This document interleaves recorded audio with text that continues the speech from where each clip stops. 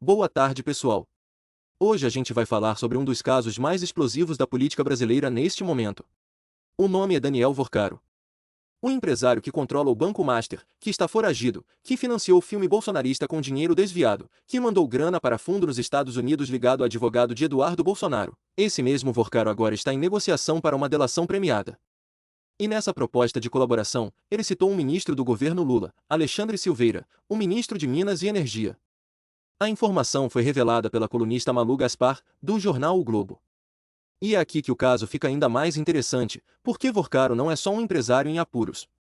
Ele é um nó que conecta mundos que, na superfície, parecem opostos: o bolsonarismo, o capital financeiro predatório e, agora, o governo federal. Então vamos destrinchar tudo isso com calma, com os fatos, e sem poupar ninguém. Antes de entrar no detalhe da delação, a gente precisa situar quem é Daniel Vorcaro e por que esse nome importa. Vorcaro é o controlador do Banco Master, uma instituição financeira que ficou famosa nos últimos meses por um esquema de captação agressiva via CDBs com rentabilidade muito acima do mercado. A dúvida que ficou no ar, e que ainda não foi totalmente respondida, é: com que dinheiro o Master pagava esses rendimentos todos? E para quem esse dinheiro foi parar?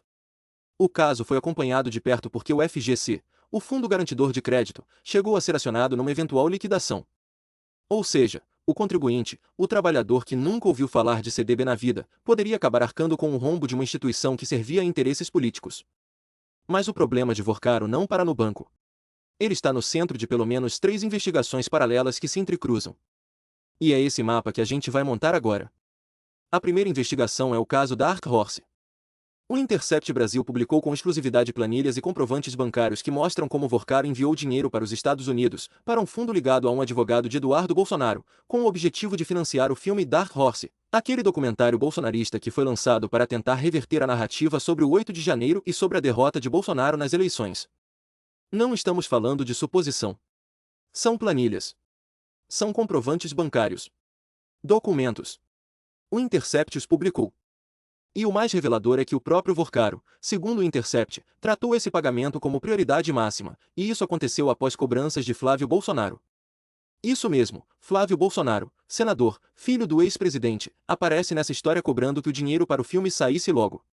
Não é ilação. Está documentado. A segunda linha de investigação envolve o desvio de recursos do SESI.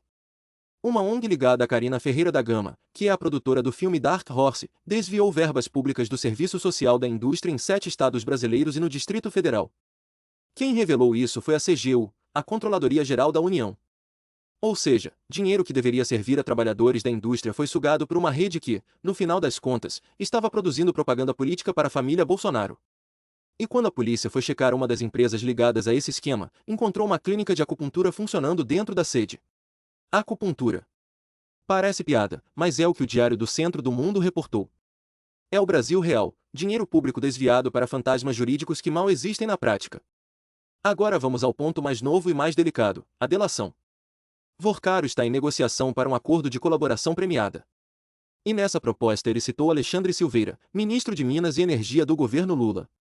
A informação foi da colunista Malu Gaspar, do Globo, e foi republicada pelo ICL Notícias. Precisamos ser honestos aqui e separar o que é fato verificado do que ainda é incerto. O fato verificado é: Vorcaro mencionou Silveira numa proposta de delação.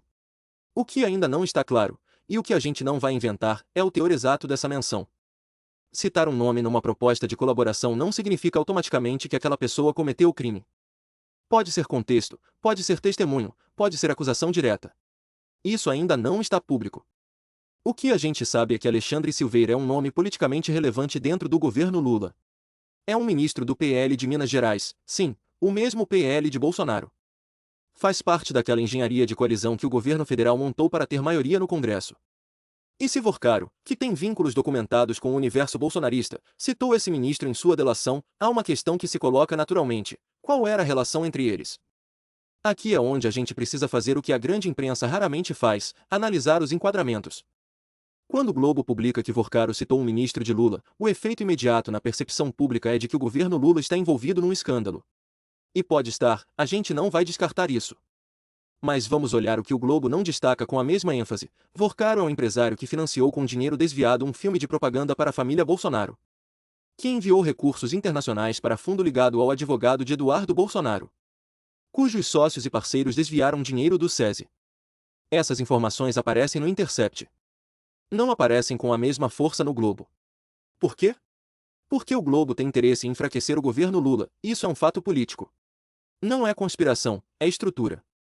O Grupo Globo é um conglomerado econômico com interesses no mercado financeiro, e um governo que regulamenta bancos, que taxação, que discute dívida pública, é um governo que incomoda esse conglomerado. Isso não significa que o Globo mente, a informação sobre Silveira pode ser verdadeira. Significa que o enquadramento escolhido serve a um propósito. Nosso trabalho aqui é colocar todas as peças na mesa. Vamos falar sobre o que esse escândalo todo revela sobre a estrutura do poder no Brasil. Porque essa história não é só sobre Vorcaro, não é só sobre Flávio Bolsonaro, não é só sobre Alexandre Silveira. Ela é sobre como o capital financeiro predatório opera no Brasil. O Banco Master não era uma instituição qualquer. Era uma instituição que captava dinheiro da população com promessas de rendimento alto, operava numa zona cinzenta da regulação e, ao mesmo tempo, estava financiando política. Financiando filme. Financiando fundo nos Estados Unidos. Enquanto isso, o trabalhador que comprou o CDB do Master achando que estava investindo seu dinheiro com segurança ficava à mercê de um esquema cujos tentáculos chegam até senadores, ministros e produtoras de propaganda. Isso é o que a gente chama de capital predatório. Não é um banco que investe na economia real, que financia indústria, que gera emprego. É um banco que suga dinheiro de pequenos investidores, usa esse dinheiro para financiar relações políticas, e quando o esquema começa a rachar, os donos fogem do país e tentam negociar delação. E quem fica com o prejuízo? O trabalhador. O investidor de menor renda. O contribuinte, se o FGC for acionado. Sempre o mesmo. Agora uma palavra sobre o governo Lula nessa história. A gente não pode e não vai fechar os olhos para o seguinte: se um ministro do governo federal teve algum tipo de relação com Vorcaro que justifique ser citado numa delação, isso precisa ser investigado, apurado e, se houver irregularidade, punido. Ponto. Não tem PT que proteja, não tem pauta progressista que justifique corrupção. O nome de Alexandre Silveira precisa ser esclarecido. O ministro já se manifestou? Ainda não há declaração pública substancial sobre o teor exato da citação. Isso precisa mudar. O governo Lula precisa entender que a credibilidade de um projeto político de esquerda não sobrevive a casos de corrupção escondidos embaixo do tapete. A diferença entre a esquerda e a direita não é que um lado rouba e o outro não rouba, é que a esquerda, quando rouba, precisa pagar, porque prometeu ser diferente. O que o governo pode e deve fazer é ser transparente. Não deixar o Silveira escondido esperando o assunto morrer. Trazer a público a explicação, abrir para a investigação, mostrar que não há o que esconder. Se tiver algo errado, que caia quem errou.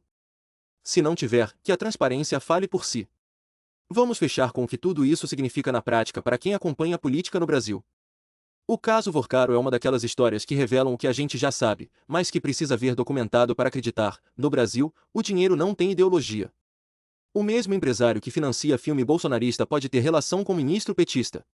O mesmo banco que capta dinheiro de trabalhadores pode estar financiando o golpe. A mesma ONG que desvia recurso do SESI pode estar produzindo propaganda de extrema-direita. Isso não é coincidência. É a lógica do capital predatório. Ele compra todos os lados, financia todos os flancos, para que, qualquer que seja o resultado eleitoral, ele continue impune e lucrando. Por isso a gente insiste, o problema não é apenas quem está no poder. O problema é essa rede de interesses financeiros que permeia o Estado brasileiro independente de quem ganhou a eleição. Enquanto não houver regulação séria do sistema financeiro, enquanto não houver transparência nas relações entre banqueiros e políticos, enquanto não houver punição efetiva para quem desvia dinheiro público, a história vai se repetir com outros nomes, outros bancos, outros filmes e outras delações. O povo paga a conta. Sempre. Essa é a análise que a gente traz aqui no Esquerdalizando, sem partido, sem torcida, com os fatos na mão. Se esse vídeo foi útil para você entender o que está acontecendo, deixa o like aqui, comenta o que você achou, e compartilha com quem precisa ver. Isso é o que ajuda a furar a bolha da grande mídia e levar informação de qualidade para mais gente. Até o próximo vídeo.